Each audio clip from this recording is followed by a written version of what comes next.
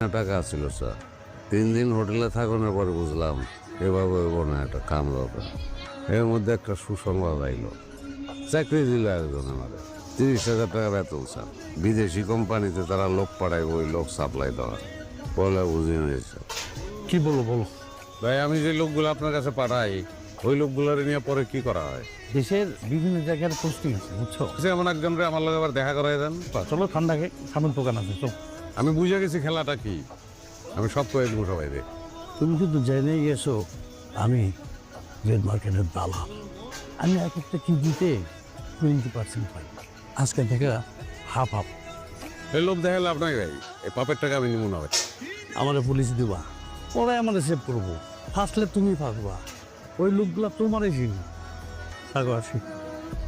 আমি স্যার তখন কি করব? আমার বউরা অন্তঃসত্ত্বা, আমি চাকরি ছাড়ি নাই স্যার।